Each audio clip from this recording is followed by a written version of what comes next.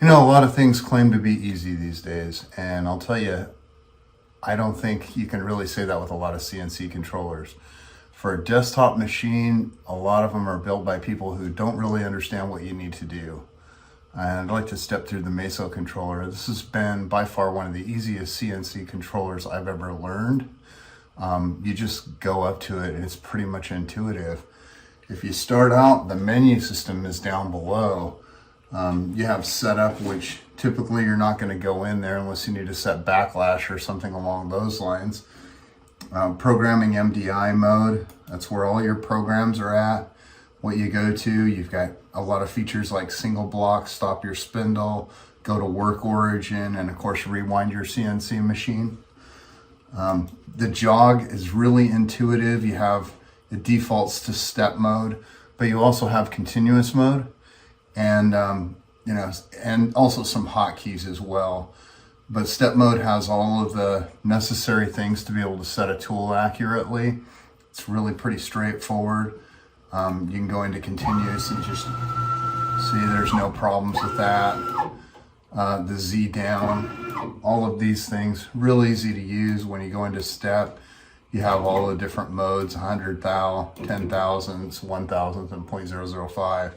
So it's really straightforward there.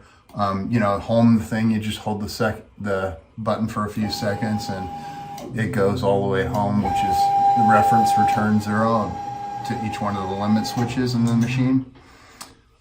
Work offsets, really intuitive, straightforward.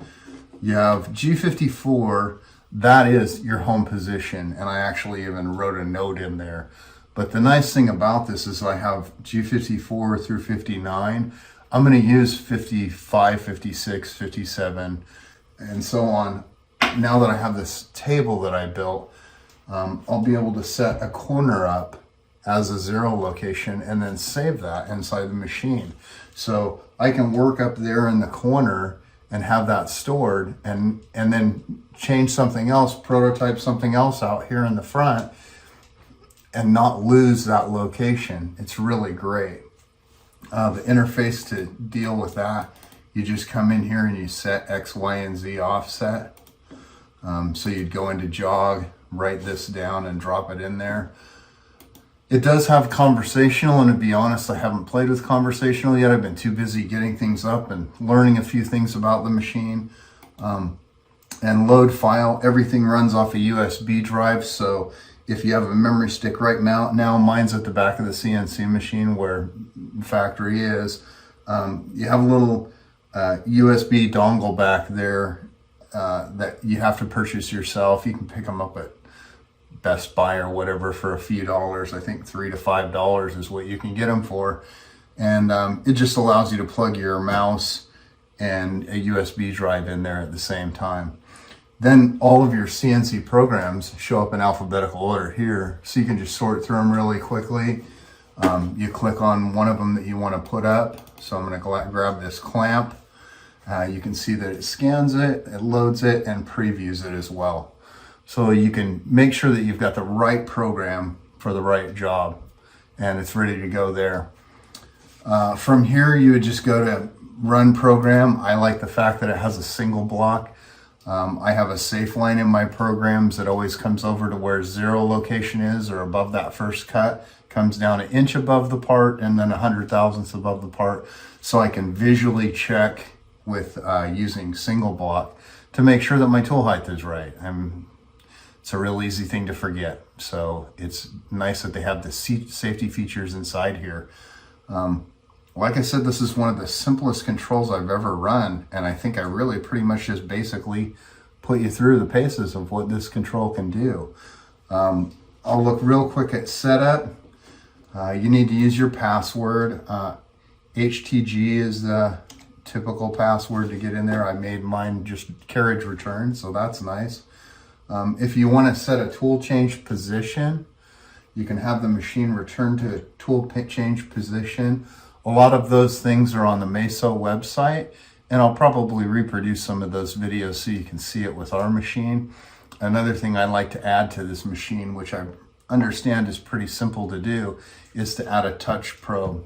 so that my tool will come to a location, I can take a tool out, put a tool in, and then the next move will be a touch move and you just come down and drop. It's a feature that's inside the Masso control that I think really separates this machine from a lot of other machines in the way that it addresses a tool change. It's all programmable, it's all user definable, and it's really simple to save your configuration files. I mean, everything. They've thought of pretty much everything on here. I just got a message this morning. This is a Masso G2 controller, and I just got a message that they've made some updates and changes, and so I'll be loading that in here pretty well. Very straightforward, really simple control to do. You can also add some other inputs inside this. It's very simple to do into the control as well. I mean, that's the theme of this video. Simple to do, simple to do, simple to do. I've run a lot of different controllers, and I personally didn't think I'd like the keyboard again, going back to that, but you know, you've got the mouse with the keyboard and setting tool heights. When I put the enclosure on, I can take the mouse, tilt the monitor over a little bit, and I can really get in right where I want to. There also is a joystick that you can use on this. They have an output for a PS2 controller, so you could set that up and go with that. Again, I haven't had a chance to try that. I've had this machine for a very little amount of time, but I was efficient in running programs within the first day. And that's pretty cool, without even any instruction or training. I just went in, opened up, ready to go, boom. So I look forward to making a lot of different things with this, and I'll have the videos up on the website. Have a great day.